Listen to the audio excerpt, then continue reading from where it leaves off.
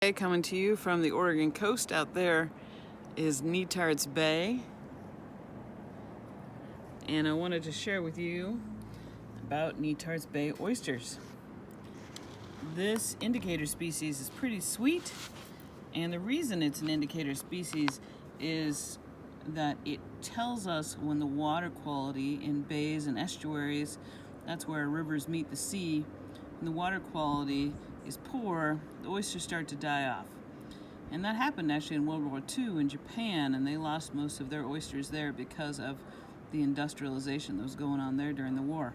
So anyway, this is an oyster. It's in a little bit of water here, and you can see all the barnacles and other things that live on the oysters. Oysters have all kinds of little grooves and bits all over their shells, and they're actually an amazing habitat for spats or baby oysters, along with fish and crabs and mussels and barnacles and all kinds of things that live on them. These mollusks, or bivalve shells, have two shells. One is rounded, that's on the bottom, and one is kind of flat, or the lid that's on the top. And these guys sit in the water in the bay in either a rocky intertidal area, which is where they sit on some of the east coast, or here on the west coast they sit in a lot of our flat bottom bays, and they open up that lid and start to filter feed. They can clean up to 50 gallons of water every day, so they improve our water quality in our brackish bays.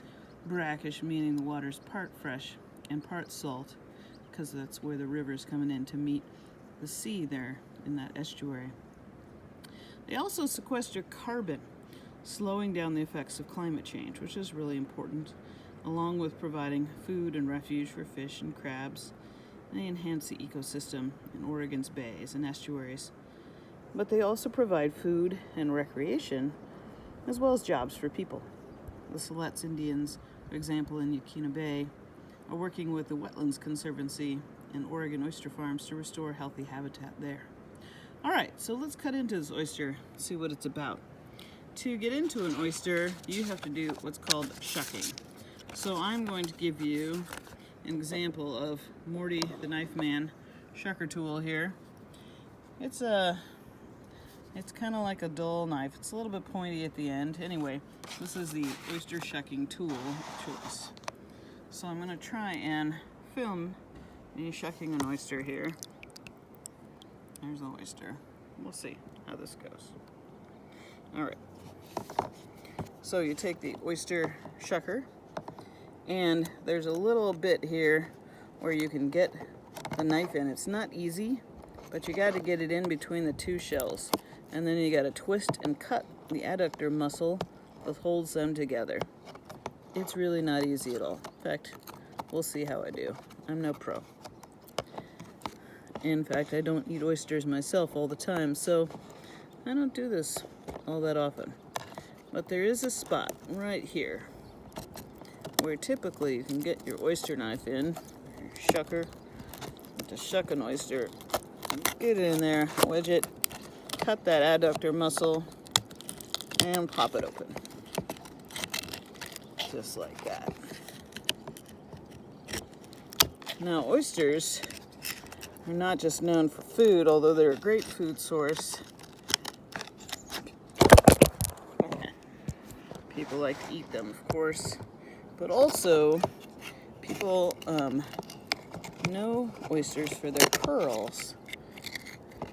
Nowadays, lots of times a little piece of shell from a mussel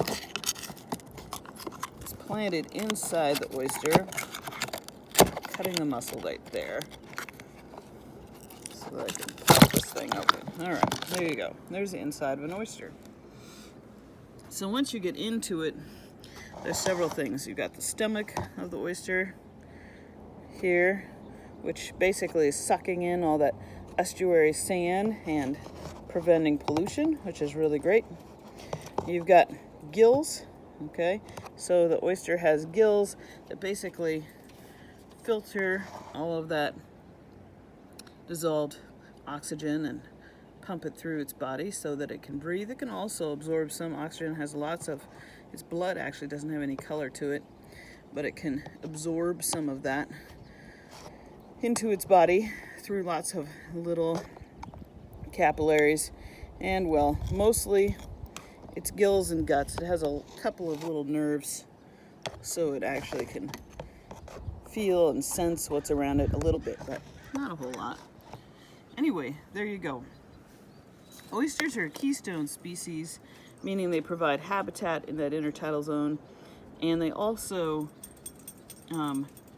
provide a place where lots of small animals can hide, like sea anemones, barnacles, mussels, and those little spat, the baby oysters. Predators live in and around oyster reefs or oyster beds too. Crabs, otters, seabirds, sea stars, and humans all eat oysters.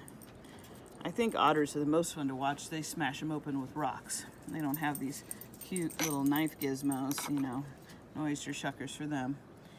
But one interesting thing, I think the most interesting thing about oysters is that they're protandric, just like those mole crabs we were checking out earlier. During the first year, they spawn as males, and so they release sperm into the water. And then as they grow over the next couple of years, they release eggs and spawn as females.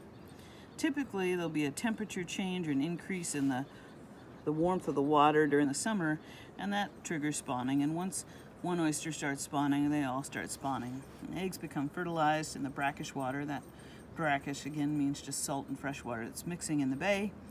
And they develop into larvae. And then they find a shell of their own to settle on, just like lots of things have settled on this shell.